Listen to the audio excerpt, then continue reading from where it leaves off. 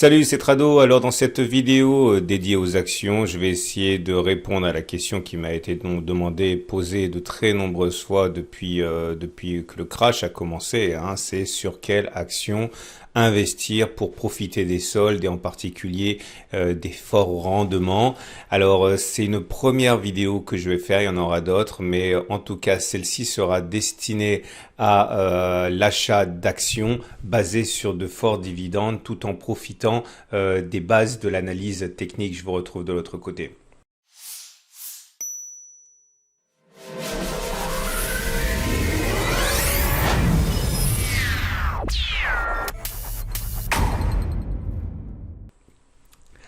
Alors, la première des choses à comprendre, et ça j'en parle tous les jours dans la vidéo du CAC 40 en ce moment, je vous rappelle que si vous découvrez mon format, vous pourrez trouver à la fin de cette vidéo la dernière analyse du CAC 40 qui pourra peut-être vous aider à mieux négocier le crash actuel. En tout cas, ce qu'il faut retenir, c'est que lorsque l'on regarde ce qui s'est passé en 2000, comme ce qu'il s'est passé en 2007, la baisse, le crash, les crashs que l'on a eu ne sont pas traduits par une baisse rectiligne. Il y a ce qu'on appelle des rebonds techniques ou encore dans le cas d'un crash, ce qu'on appelle un rebond du chat mort, dead cat bounce, et ça peut être très très violent.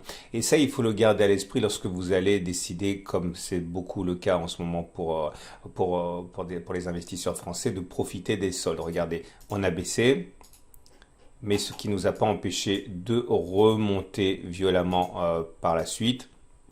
Ici, ou encore là, et ce qui était vrai pour 2000 est également vrai pour 2008. Et les rebonds auxquels on assiste sont parfois très importants. Regardez, ici on a pris 20%, 19% avant de sombrer à nouveau.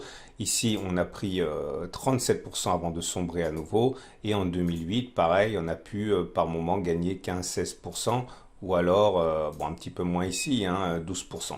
L'idée surtout, c'est que si un dead cat bounce, si un rebond du chat mort apparaît maintenant, parce que nous sommes actuellement, regardez ici, d'ailleurs sur un support qui est évident, celui des 3790-4235, eh bien si un rebond doit avoir lieu, il y a de fortes chances pour que ce soit un rebond passager avant une nouvelle attaque baissière si on s'en tient à ce qui s'est passé préalablement lors de crash similaires.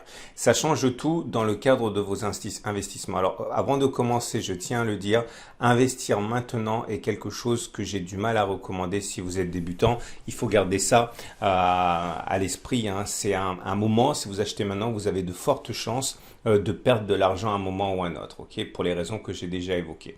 Alors, en partant du principe que nous serions sur un support et qu'il y aurait un rebond et que sans doute on aurait une nouvelle baisse, il faut choisir les actions d'une part, mais il faut également éviter de rentrer en une seule fois. L'idée, c'est que en application de la méthode d'accumulation rationnelle sur laquelle vous pouvez revenir plus tard, l'idée c'est qu'il ne faut pas acheter tout d'une seule traite, il faut diviser le montant des achats et rentrer en 2 fois ou voire 3 fois. Clairement, au lieu d'investir 100, vous investissez une fois 33, une fois 33, une troisième fois 33, ou alors 50, 25 et 25, où toutes les combinaisons sont possibles. Pourquoi pas, si vous avez une position très très très très grande, rentrer en 4 fois 25-25, 25-25, ou alors en 5 fois 20-20-20-20, etc., etc. Mais ne pas rentrer en une fois pour pouvoir faire des baisses qui sont sans doute probables des alliés. Alors on va prendre le site Boursorama pour ça. Non pas parce que c'est le meilleur, mais en tout cas c'est celui qui est le plus connu et il est pas mauvais du tout, donc autant le prendre. Et voilà ce que nous avons.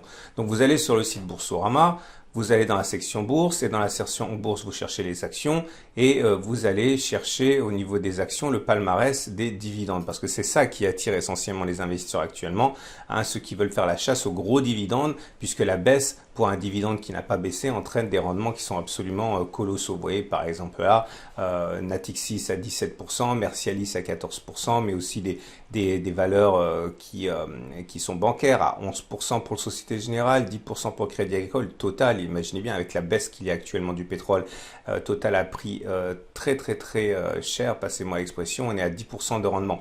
Alors le truc c'est que beaucoup s'imaginent que ces actions à l'échelle de 10 ans, 15 ans ne peuvent pas être plus faibles maintenant en termes de prix. Et c'est sans doute vrai. Lorsque vous regardez ce qu'il s'est produit lors des précédents crashs, eh bien, généralement, il a fallu, voilà, maximum 10 ans pour s'en remettre. Ça part du principe que vous voulez investir sur des actions dont vous pensez qu'elles sont orientées, aimantées vers le nord historiquement. C'est-à-dire, ce ne sont pas des actions dont vous voyez la disparition. Hein. C'est-à-dire, ce sont des actions dont vous pensez qu'à un moment, il y aura recovery, qu'il y a reprise et que finalement, on sera plus haut. Donc, effectivement, on peut envisager, si on est dans cet état d'esprit, par exemple, d'acheter du Total. Alors, je regarde Total ici.